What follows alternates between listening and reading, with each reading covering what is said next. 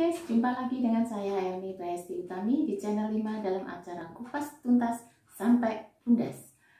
Malam hari ini kita akan bahas tentang himbauan Presiden Jokowi pada masyarakat atau khususnya ibu-ibu tentang bantuan dana untuk penderita COVID-19. Seperti biasa, saya akan ditemani oleh Direktur Lembaga Marhenis Indonesia, Bapak Soekarno Altro. Assalamualaikum Mas. Waalaikumsalam. Sehat ya Mas? Masih semangat ya Mas? Alhamdulillah, baik-baik. Iya. Yeah. Mas, ini kita mau ngobrolin tentang statement Pak Jokowi yang kayaknya begitu khawatir ya dengan kucuran dana yang tidak kecil kepada masyarakat penderita COVID. 677,2 triliun ya Mas ya? Iya. Sampai-sampai beliau mengeluarkan statement gigit dengan keras jika penyelenggara untuk yang menerima bantuan ini tidak sampai gitu Mas. Artinya ada korupsi gitu lah Mas. Gimana menurut Mas Karno ini? Iya Mbak Erni, bahwa pragmatisme itu melahirkan budaya baru yang namanya budaya korupsi. Bahwa korupsi di Indonesia itu sudah menjadi budaya, karena korupsi itu tidak hanya terjadi di pusat, tapi korupsi itu terjadi mulai di pemerintahan pusat sampai ke daerah yang terjadi sekarang ini. Sehingga kita sering mendengar bahkan melihat di media elektronik bahwa KPK sering melakukan OTT, operasi tangkap tangan terhadap kepala daerah, juga para birokrat yang menyelewengkan uang negara. Jadi wajar kalau Presiden melakukan himbauan kepada masyarakat dan ibu-ibu untuk turut mengawasi dana penanggulangan COVID-19 sebesar 677,2 triliun. Iya, dana yang sangat luar biasa itu. Seperti yang sekarang berkembang di masyarakat itu, kucing mati aja Presiden Jokowi disalahkan. Ada orang kecopetan di pasar, Presiden juga yang disalahkan. Ini statement yang seperti ini apa sih sebenarnya mereka itu yang diinginkan gitu Mas? Jadi ini Mbak Erni, anekdot seperti itu tidak akan terjadi manakala para menteri, gubernur, bupati dan wali kota bisa bersinergi dengan visi dan misi Presiden, karena negara kita sudah tidak menggunakan GBHN lagi. Jadi garis besar haluan negara itu sudah ditiadakan, sehingga pembangunan di Indonesia itu berdasarkan visi Presiden. Kalau menteri menggunakan visinya sendiri, gubernur, wali kota menggunakan visinya sendiri, maka tidak akan terjadi sinergitas.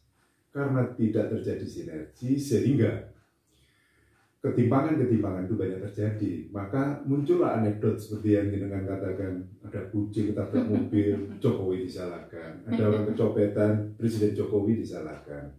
Seperti itu, karena ketimpangan-ketimpangan karena tidak adanya sinergitas antara pemerintah pusat, yaitu visi daripada Presiden sampai ke kepala daerah tingkat bawah, yaitu bupati dan wali kota, maka masih banyak ketimpangan yang seharusnya bisa terselesaikan dalam era otonomi daerah ini. Gitu, Pak. Iya.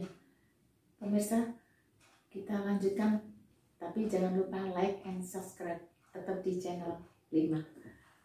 Mas Karno, dana yang sangat fantastis ya, yang Presiden Jokowi luncurkan untuk untuk membantu pandemi ini, masyarakat yang terpapar COVID ini ya. Kira-kira kalau seperti tadi yang Mas Karno sampaikan, belum ada sinergi dari antara pusat dan daerah. Ini seharusnya bagaimana ini? Solusinya apa supaya keinginan Presiden itu sampai ke tingkat bawah itu tercapai? Tidak ada korupsi, tidak ada lubang korupsi. Begini Mbak, seharusnya para menteri, gubernur, wali kota, bupati itu harus menyamakan satu visi dengan presiden. Itu baru nanti semua akan otonomi ini akan berjalan dengan baik. Bukankah visinya sudah turun ke bawah, artinya sudah ada kesamaan visi, atau mungkin kontrolnya yang kurang, Mas? Bisa juga, makanya Pak Jokowi mengeluarkan statement atau pernyataan. Ya, itu kan bentuk ketidakpercayaan mungkin. Betul. Ya.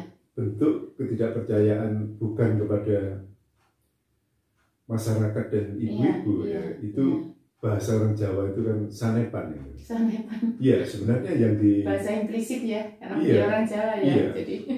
Iya. Jadi tidak secara eksplisit beliau itu menghimbau aparat hukum khususnya, baik itu KPK, BPK sebagai badan pemeriksa keuangan, kepolisian, kejaksaan, untuk semuanya turut mengawasi distribusi dana penanggulangan COVID-19 yang dananya sangat fantastis, yaitu 677,2 triliun.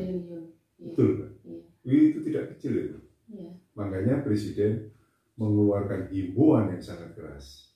Dan ini bentuk kesungguhan Presiden untuk mengatasi COVID, gitu ya. Dan dana itu bukan hanya untuk COVID. Iya, COVID-19 saja, tapi itu juga bagian dari pemulihan ekonomi berupa stimulus terhadap UMKM. Sekarang kalau misalnya itu dana itu tidak sampai ke masyarakat, ini sampai Presiden menyampaikan silahkan digigit yang keras, kira-kira yang digigit apanya ya, Mas? Nah itu jadi ini menjadi joke di masyarakat. Apanya Pak Jokowi yang digigit? Nah, itu kan bahasa implisit, bahasa eksplisitnya adalah bahwa aparat hukum, baik itu KPK, BPK, kepolisian dan kejaksaan harus segera turun melakukan pemantauan terhadap jalannya distribusi dana yang disampaikan oleh pemerintah pusat ke daerah itu betul-betul dilaksanakan oleh para pemangku kekuasaan, baik bupati, wali kota, gubernur, sampai ke birokrasi pemerintah di tingkat daerah. Ya, kalau sama dana ini bukan untuk tanda kutip bancaan ya, Mas? Oh betul, iya betul, iya. Kalau untuk bacaan ya, saya ikut. Iya. Kalau untuk bacaan ya, belanja aja ke pasar ya. Iya. Mas, karena barangkali itu yang sedikit bisa kita obrolkan hari ini, Mas, karena mudah-mudahan nanti masyarakat bisa menerjemahkan bahwasanya cokot yang gigit yang keras itu bukan ibu-ibunya yang gigit ya. Oh, bukan. Aparat hukum, penegak hukum, baik itu KPK, kepolisian, kejaksaan. Demikian pula peran BPK sebagai pengawas, badan pengawas keuangan harus segera turun melakukan pengawasan terhadap dana yang sama-sama, kalau orang Jawa cancet kali wondo itu, dana yang cukup besar 677,2 triliun tadi.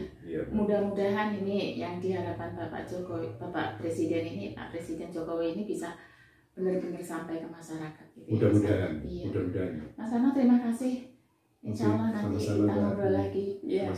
Pemirsa, demikian obrolan kita dengan kaitannya dengan statement Presiden Jokowi untuk penyampaian dana COVID dan pemulihan ekonomi.